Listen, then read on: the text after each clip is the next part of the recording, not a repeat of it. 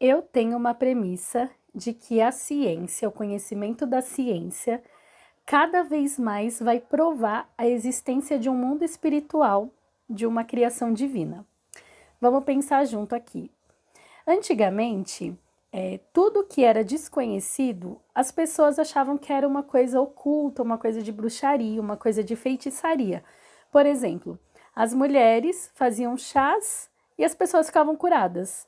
Eles consideravam essas mulheres como bruxas, porque eles não tinham o entendimento de como chás, como uma folha verde poderia ajudar uma pessoa a ser curada.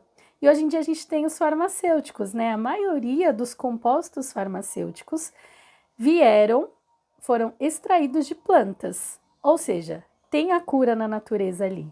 E eles só aperfeiçoaram isso para um jeito moderno, que hoje a gente conhece como uma medicação, criaram produtos sintéticos e foram evoluindo, né, no processo das medicações. Então, tudo que antes as pessoas não sabiam, não conheciam, elas julgavam como uma coisa errada, julgavam como uma coisa oculta, uma coisa do diabo. E durante muito tempo isso foi propagado, né, nas nossas mentes, na nossa vida, de que as coisas ocultas não eram para as pessoas comuns, eram para as pessoas que tinham um pacto com o diabo, vamos dizer assim. E hoje em dia a gente sabe que não é assim, né? A gente, cada vez mais que adquire o conhecimento, a gente vê que não são coisas ocultas ou coisas das trevas, são coisas físicas, são coisas explicadas pela ciência. E isso entra em embate com muitos cristãos, muitos crentes, porque eles têm uma visão tão fechada da ciência que eles acham que quanto mais a ciência evoluir, menos Deus tem lugar no mundo, vamos dizer assim. E isso não é real. Quando a gente para estudar a fundo qualquer coisa na natureza, na vida, a gente vê uma perfeição que não foi obra do acaso. A gente sabe que essa perfeição só pode ter sido enviada de um criador, de alguma coisa maior. Inclusive, na ciência, a gente tem aquela sequência de Fibonacci, que é a proporção áurea, que eles descobriram que tem várias coisas da natureza. E o pessoal chama até de DNA de Deus, que a maioria das coisas da natureza tem essa frequência, né? Aparece essa frequência aí de Fibonacci. Partindo desse princípio, quanto mais a gente estuda a ciência, quanto mais a gente estuda as coisas, né, que vão descobrindo, mais a gente vê a marca de Deus naquilo. Como eu falei, como eu sempre comento nos vídeos lá no Instagram, Deus, ele criou o mundo através de leis físicas, matemáticas. Deus é um grande engenheiro, um grande arquiteto. E ele mesmo, ele segue essas regras e essas leis. E aí o homem só está descobrindo como é que as coisas funcionam. A gente não pode ter medo disso. Se você tem medo de que alguma coisa vai provar que Deus não existe, então você não acredita em Deus.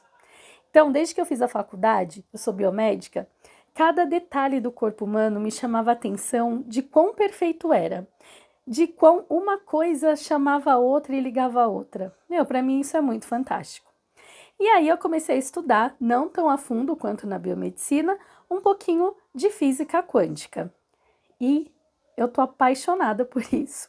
Eu sei que se eu fosse estudar realmente a fundo, teria muitas coisas que eu não ia gostar. Mas vamos fazer um resumo aqui do que eu aprendi esses dias. Bom, antigamente, quando eu aprendi, a gente achava que o átomo era a menor unidade da matéria. A gente tinha as moléculas e o que formavam as moléculas eram átomos. Só que aí, com os estudos, a gente percebeu que o átomo não era a menor unidade da matéria, tinha outra coisa em volta do átomo, que eram os elétrons. Então, menor que o átomo tem os elétrons. Estudando mais a fundo, a gente descobriu que tinha prótons e nêutrons também. Até aí, todo mundo pensava que era a menor coisa que podia ter. Mas, estudando mais a fundo, os cientistas descobriram os quarks.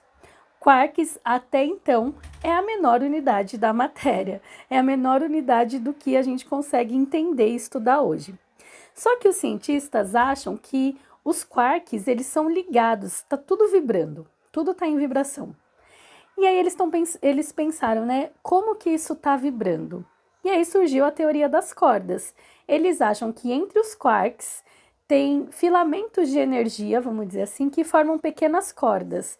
E de acordo com a vibração dessas cordas, vai formando os quarks, prótons, nêutrons, elétrons que formam os átomos, que se ligam e formam as moléculas, que se ligam e vão formando as células, até virar uma coisa que a gente consegue enxergar, uma coisa macroscópica.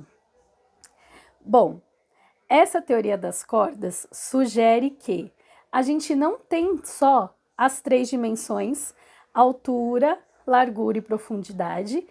A 4ª dimensão que a gente tem agora, que a gente chama de tempo, ela sugere que tem mais 10 dimensões, fora o tempo. Quando eu descobri isso, eu lembrei da árvore da vida, que a gente estudou no nosso grupo do WhatsApp, da árvore da vida judaica. Olha só que semelhança. Tem 10 pontos e tem 10 dimensões, vamos dizer assim. Partindo desse princípio, isso é só uma coisa que eu associei, mas talvez não tenha nada a ver, mas talvez tenha. Partindo desse princípio, então, eles acham que existem várias camadas de mundo, o que a gente chamaria de universo paralelo. Existem várias camadas de universo paralelo. E aí, pessoal, chega no ponto que eu queria chegar. Lembra que eu comentei com vocês no outro vídeo das vibrações e da frequência?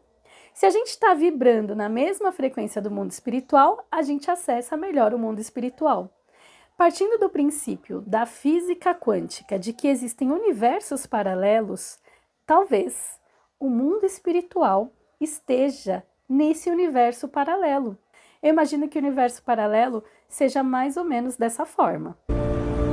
Céu e inferno estão bem aqui. Atrás de cada parede, cada janela. O mundo por trás do mundo. Nós estamos no meio. Ou seja, aqui a gente vivendo está em paralelo com o mundo espiritual. Isso faria todo sentido quando a gente lê na Bíblia que fala assim na terra como no céu. Faria sentido quando a gente vê a evolução das coisas.